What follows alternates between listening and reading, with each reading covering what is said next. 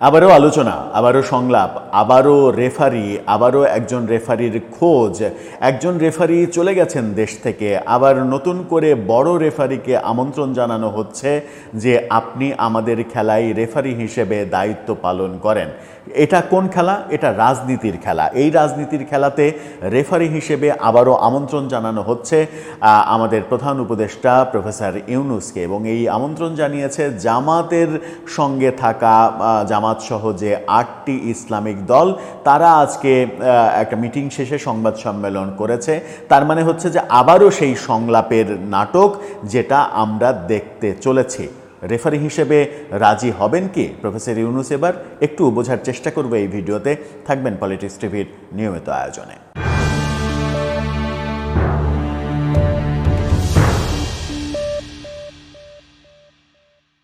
দর্শক, বলছিলাম যে আবারও রেফারির প্রসঙ্গ, ছোট রেফারির কথা বলছিলাম, যিনি অধ্যাপক আলী রিয়াজ, তিনি চলে গেছেন আমেরিকায়, তিনি আর দেশে নেই।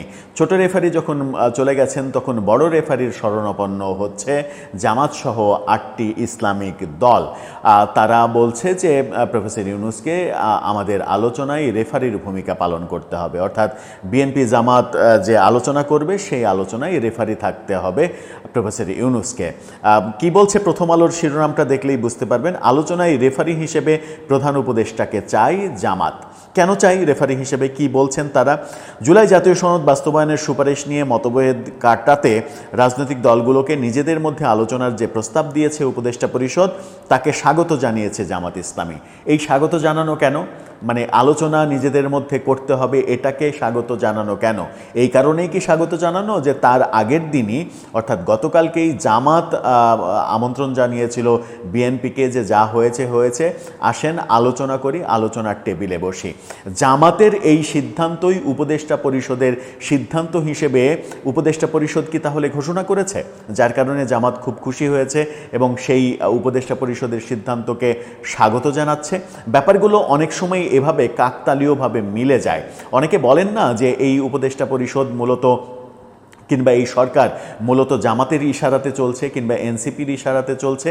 সেটা কখনো কখনো এরকমভাবে কাকতালীয়ভাবে যখন মিলে যায় তখন কিন্তু ওই সন্দেহটা তৈরি হয় যে সত্যি এই সরকার এক বা একাধিক রাজনৈতিক দলের ইশারাতে চলছে কিনা। তিনি বলেছেন তবে এই আলোচনার জন্য একজন রেফারির অভাব হতে পারে। মানে ডাক্তার সৈয়দ আবদুল্লাহ মোহাম্মদ তাহের তিনি বলেছেন যে একজন রেফারির অভাব হতে পারে।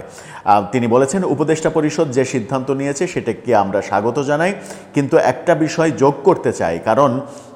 কারণ হচ্ছে উপদেষ্টা পরিষদ যদি এটা মনে করে যে তাদের আর কোনো দায়িত্ব নেই, তারা কিছুই করবে না, দলগুলোই মিলে সব করবে, তাহলে এখানে একটা রেফারির অভাব হতে পারে। খুবই মজার ব্যাপার।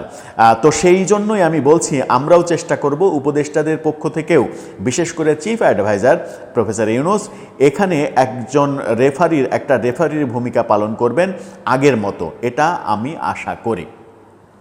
মানে প্রধান উপদেষ্টার খায়া দেওয়ার কাজ নাই যে তিনি মানে এরা খেলতেই থাকবে আর প্রধান উপদেষ্টা বারবার এসে রেফারির ভূমিকায় অবতীর্ণ হয়ে বাঁশি বাজাবে যে কে ফাউল করছে বলবে, এ ফাউল করছে বলবে, একে থামাবে, ওকে থামাবে। মানে এই সংলাপ নামক নাটক চলতেই থাকবে আর নির্বাচন নামক যে তামাশা, সেই তামাশাটা বিলম্ব হবে।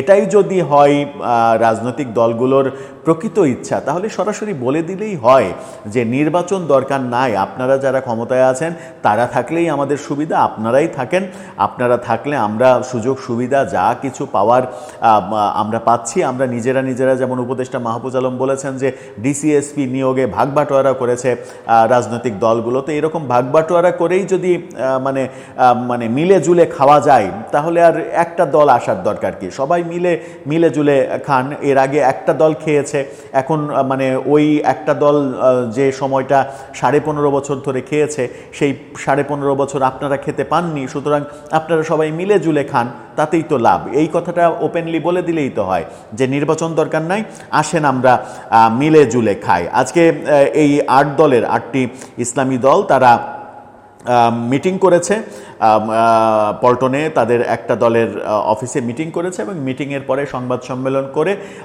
যে সংবাদ সম্মেলন উপদেষ্টা পরিষদ করেছে তারপরে তারা সংবাদ সম্মেলন করে এই ঘোষণা দিয়েছে। এবং এই মিটিংয়ে মজার ব্যাপার হচ্ছে যে এই মিটিংয়ে আবারও পিআর পদ্ধতিতে নির্বাচনের দাবি জানানো হয়েছে। যে পিআর পদ্ধতির দাবি মানে শেষ হয়ে গেল বলে আমরা ভাবলাম, জুলাই সনদে তাদের স্বাক্ষর করার মধ্য দিয়ে, জুলাই সনদে তারা স্বাক্ষর করেছে, পিআর পদ্ধতি ব্যাপারটা আর থাকছে না বলেই আমাদের মনে হচ্ছে।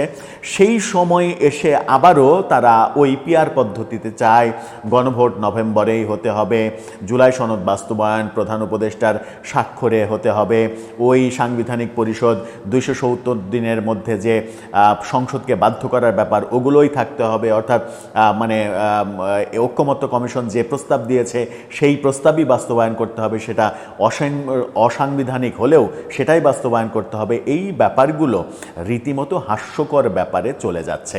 আর প্রধান উপদেষ্টার কোর্টে যেহেতু এখন বল, সেহেতু তাকেই সিদ্ধান্ত নিতে হবে যে তিনি আবার রেফারির ভূমিকায় মাঠে নেমে বাঁশি বাজাবেন কিনা।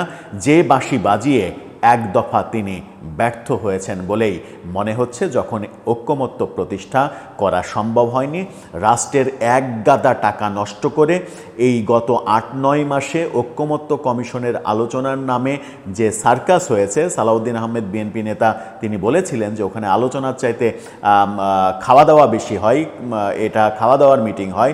সেই ঘটা করে এক জায়গায় হয়ে খাওয়া দাওয়া আর রাষ্ট্রের অর্থ নষ্ট করা, সেটাই যদি মানে উদ্দেশ্য হয়ে থাকে তাহলে সেই উদ্দেশ্য চলতে থাকুক। যখন কিনা আমরা দেখছি যে সরকার তীব্র অর্থ সংকটে ভুগছে, সরকার অভ্যন্তরীণ খরচ মেটানোর জন্য ব্যাংকের কাছ থেকে লোন নিতে বাধ্য হচ্ছে, তখন এই ধরনের মানে বিলাসিতা এবং মানে কি বলবো, যে এটা মানার মতো বিলাসিতা না যে আপনি এই নাটকটা করলেন, নাটক শেষে বললেন যে এই পুরো নাটক 9 মাস ব্যাপী যে নাটক হয়েছে এই নাটক আসলে কিছুই না, আমরা প্রথম দিন যেটা বলেছিলাম ওটাই বাস্তবায়ন করতে হবে। এটা একটা হাস্যকর, এটা একটা পুরোটাই সার্কাসে পরিণত হয়েছে। দর্শক, আপনার ভাবনা জানিয়ে লিখুন যে প্রধান উপদেষ্টা আবারও বাঁশি বাজাবেন কিনা রেফারি হয়ে, তাতে কার পক্ষে তিনি বাঁশি বাজাবেন জানিয়ে লিখুন আমাদের কমেন্ট বক্সে।